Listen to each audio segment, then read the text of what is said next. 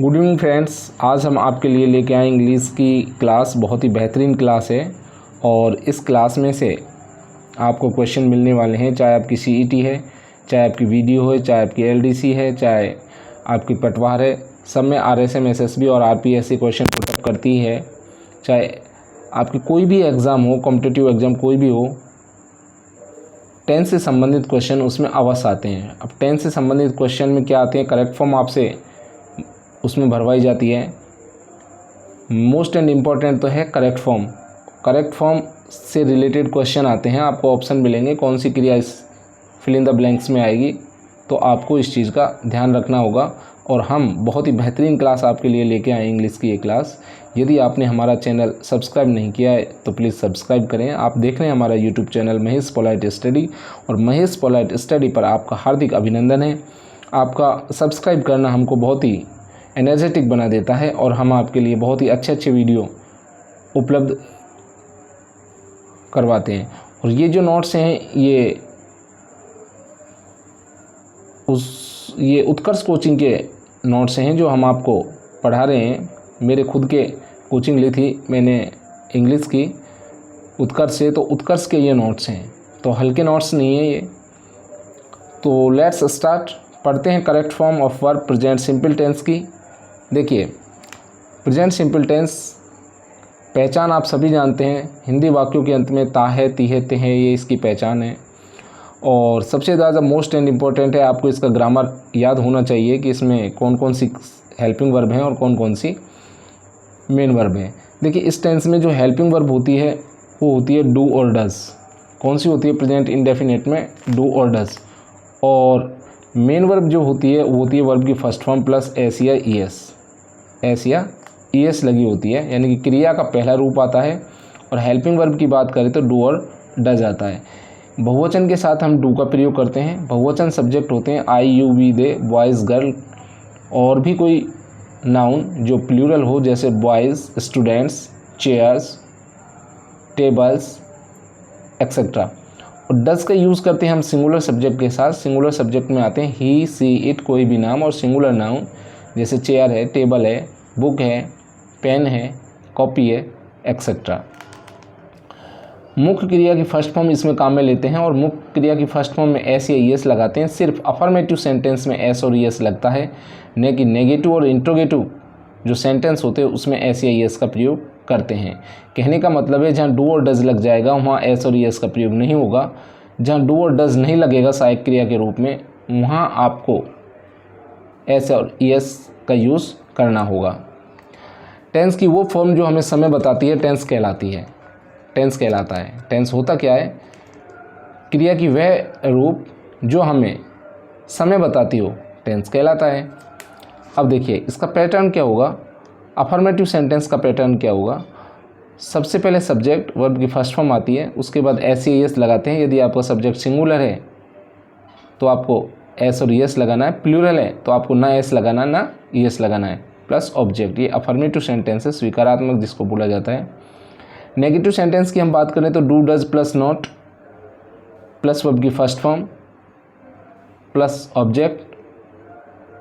अब देखिए, डू और डज का प्रयोग हुआ है, एस और एस का प्रयोग नहीं हुआ है, तो आपको इस चीज़ का ध्यान रखना है। जहाँ डू और डज का प्रयोग होगा वहाँ एस और ई एस का प्रयोग नहीं होगा, और जहाँ एस और ई एस का प्रयोग होगा वहाँ डू डज का प्रयोग नहीं होगा। डू डज इंट्रोगेटिव सेंटेंस को यदि हम देखेंगे तो do does plus subject plus verb की first form object question mark, ये होता है हमारा इंट्रोगेटिव सेंटेंस का पैटर्न, स्ट्रक्चर, या आप फॉर्मूला, कुछ भी इनको बोल सकते हैं। सेकंड नंबर पर चलते हैं। प्रेजेंट सिंपल टेंस का यूज़ कहाँ कहाँ किया जाता है। देखिए, इसका यूज़ किया जाता है हैबिचुअल एक्शन के लिए, आदतन कार्य के लिए। जैसे किसी को चाय पीने की आदत है, फूल को खुशबू देने की आदत है, किसी को झूठ बोलने की आदत है, तो ये हैबिचुअल एक्शन में आता है। किस में आता है? हैबिचुअल एक्शन में आता है। आदतन कार्य जितने भी होते हैं वो प्रेजेंट टेंस में काउंट किए जाते हैं। जैसे ही ऑलवेज कम्स लेट, उसको देरी से आने की आदत है, तो उसकी हैबिट है, आदत है उसकी कि वो लेट आता है, तो ये हैबिचुअल एक्शन हुआ। Habitual action. ही ऑलवेज, सब्जेक्ट हमारा क्या है? सिंगुलर है, कम फर्स्ट फॉर्म में, इसमें क्या लग रहा है? एस लग रहा है। अब यहाँ डू डज नहीं है, यानी कि डू डज नहीं होगा तो वर्ब की फर्स्ट फॉर्म में SES लगेगा। सेकंड देखते हैं, रोज़ स्मेल स्वीट, हैबिचुअल एक्शन है। भाई गुलाब के फूल की आदत होती है महकने की, तो रोज़ सिंगुलर हुआ, स्मेल में S और ES लग रहा है, यानी कि S लग रहा है। Sita takes tea in the morning, Sita की आदत है सुबह सुबह चाय पीने की, तो सीता सिंगुलर है इसलिए क्रिया की फॉर्म में S लग रहा है। और ये भी किस में, हैबिचुअल एक्शन में। ये तीनों ही एग्जांपल किसके हैं, हैबिचुअल एक्शन के आदतन कार्य के लिए। तो आदतन कार्य बताने के लिए प्रेजेंट इंडेफिनिट टेंस का प्रयोग किया जाता है, आपको इस चीज़ का याद रखना है। फिर आता है साइंटिफिक फैक्ट, वैज्ञानिक तत्व बताने के लिए प्रेजेंट इंडेफिनिट टेंस का प्रयोग किया जाता है। जैसे मैग्नेट अट्रैक्ट आयरन, चुंबक लोहे को अपनी ओर आकर्षित करती है, तो अट्रैक्ट क्रिया क्या हुई है, अट्रैक्ट में S लग रहा है क्योंकि सिंगुलर सब्जेक्ट है। हनी टेस्ट स्वीट, हनी का स्वाद कैसा होता है, मीठा होता है, तो क्या लग रहा है S। Water boils 100 degree centigrade, पानी का तापमान जब 100 डिग्री पर पहुंच जाएगा तो पानी क्या होगा, उबलने लग जाएगा, तो वाटर बॉइल्स S लग रहा है, water boils at 100 degree centigrade. The human body contains 26 bones, मानव के शरीर में 206 हड्डियाँ होती है, तो ये भी क्या हुआ, साइंटिफिक फैक्ट है। तो साइंटिफिक फैक्ट दो हुए हमारे, साइंटिफिक फैक्ट और हैबिचुअल एक्शन, दोनों के लिए हम किसका यूज़ करेंगे, प्रेजेंट इंडेफिनिट का। नेक्स्ट देखते हैं हम, इसमें एडवर्ब्स आते हैं। एडवर्बल्स क्या होते हैं, वो शब्द जो हमें टेंस की पहचान करवाते हैं। क्या करवाते हैं, टेंस की पहचान करवाते हैं। जिस सेंटेंस में always, usually, often, generally, frequently, regularly, sometimes, seldom, rarely, daily, never, normally, twice a day, thrice a day, every day, every night, every week, every year, weekly, annually, अगर ऐसे शब्द आ रहे हैं तो वो सेंटेंस प्रेजेंट इंडेफिनेट टेंस का होगा। आपको ये बात ध्यान रखनी है, ये बहुत ही मोस्ट है क्योंकि ये टेंस की क्या करवाते हैं, पहचान करवाते हैं। अगर आपके ये याद है तो आपका क्वेश्चन गलत होने के कोई चांस नहीं है। एडवर्बल्स हैं, टेंस की पहचान करवाते हैं और इन्हीं वर्ड के अकॉर्डिंग हम टेंस में करेक्ट फॉर्म भरते हैं, क्रिया का सही रूप भरते हैं। नेक्स्ट देखते हैं, तीसरा फैक्ट क्या है जो प्रेजेंट सिंपल टेंस को आइडेंटिफाई करता है, बताता है, पहचान करवाता है, यूनिवर्सल ट्रूथ, सार्वभौमिक सत्य। अब सार्वभौमिक सत्य में कौन कौन से आते हैं, जैसे सूर्य पूर्व में उदय होता है, पश्चिम में छिपता है, सूर्य पृथ्वी के चक्कर लगाती है और तारे रात में चमकते हैं। ये सारे के सारे क्वेश्चन, ये सारे के सारे एग्जाम्पल किसके हैं, सार्वभौमिक सत्य के हैं, यूनिवर्सल ट्रूथ के हैं। For example, the sun rises in the east, सूर्य पूर्व में उदय होता है, rises. The sun sets in the west, sun कहाँ छिपता है, सूर्य कहाँ छिपता है, पश्चिम में छिपता है।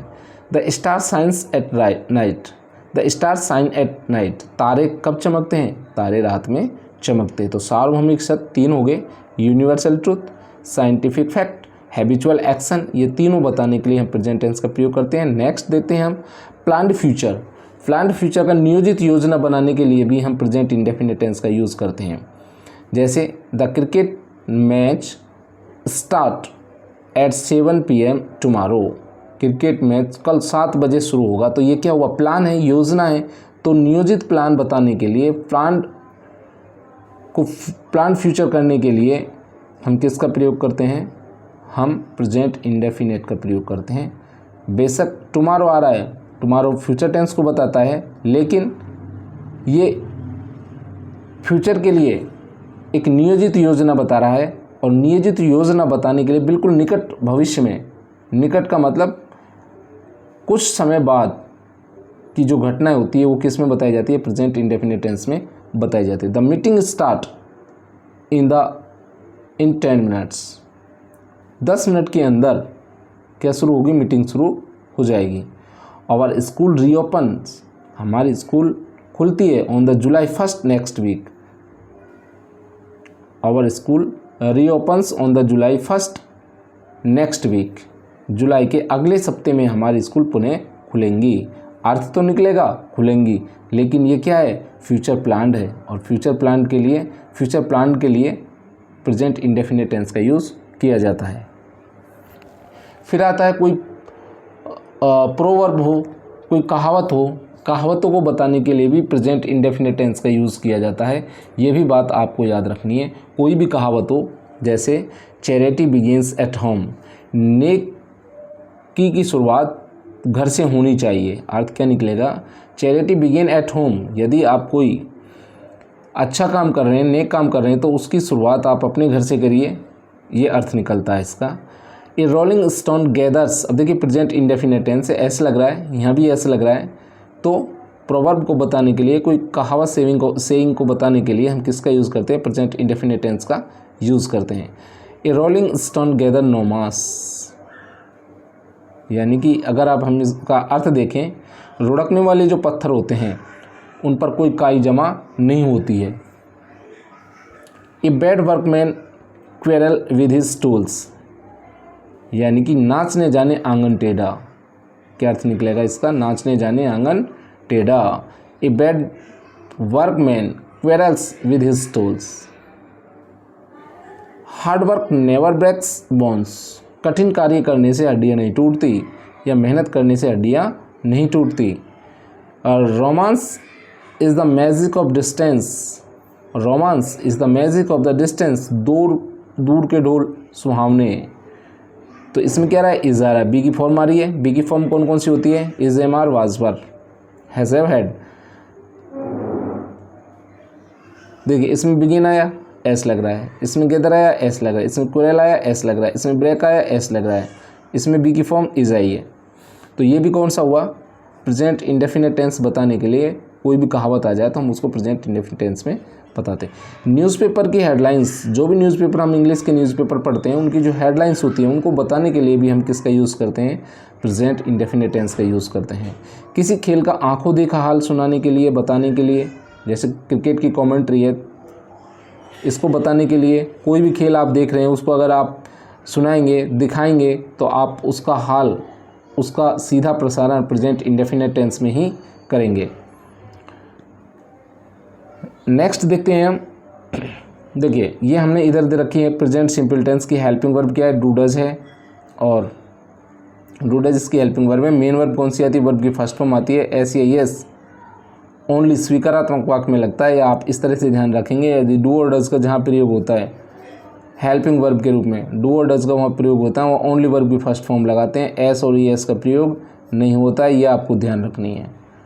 जहाँ डू और डज का प्रयोग होगा हेल्पिंग वर्ब में, वहाँ एस और एस का प्रयोग नहीं होगा, और जहाँ एस और एस का प्रयोग होगा वहाँ हेल्पिंग वर्ब का यूज़ नहीं होगा, डू और डज का नहीं होगा। ये बात आपको दिमाग में फीड कर लेनी है। नेक्स्ट देखते हैं, जिन क्रियाओं के अंत में, यहाँ देखिए एस और एस संबंधी नियम आपको बता रखा है। जिन क्रियाओं के अंत में double S, S H, C H, O, X, Z अक्षर आते हैं और कर्ता हमारा सिंगुलर है, यानी कि ही, सी, इट, नेम, बॉय, गर्ल, कोई भी हो, सिंगुलर नाउन है, तो स्वीकारार्थ वाक्य में हम क्या जोड़ेंगे, ई एस लगाएंगे। क्या जोड़ देंगे हम, ई एस लगाएंगे। और सब्जेक्ट यदि हमारा प्लूरल है, बहुवचन है, I, you, we, they, boys, girl, ये आ रहे हैं, तो केवल ना एस लगेगा ना ई एस लगेगा। आपको ध्यान रखना है, यदि सब्जेक्ट आपका प्लूरल है तो आपको ना एस लगाना है ना ई एस लगाना है आपके सब्जेक्ट में। यदि सिंगुलर है तो आपको देखना है, यदि क्रिया के अंत में double S, S H, C H, O, X, Z आ रहे हैं तो ई एस लगाना है, और ये वर्ड नहीं आ रहे हैं, सब्जेक्ट सिंगुलर है आपका, तो आपको ओनली एस लगाना है। स्वीकारार्थ वाक्य के अलावा किसी भी वाक्य क्रिया में एस और ई एस का प्रयोग नहीं करते हैं, ये बात आपको ध्यान रखनी है। तो फ्रेंड्स, ये थी हमारी आज की क्लास आपके लिए, बहुत ही मोस्ट एंड इम्पॉर्टेंट क्लास है आपके लिए। और यदि आपने ये ध्यान से दोबारा वीडियो भी देख लिया तो आपका कोई भी क्वेश्चन शायद प्रेजेंट इंडेफिनिट टेंस से संबंधित होगा तो गलत नहीं होगा। मिलते हैं फिर एक नई वीडियो में, आप अगले वीडियो में, तब तक के लिए जय हिंद।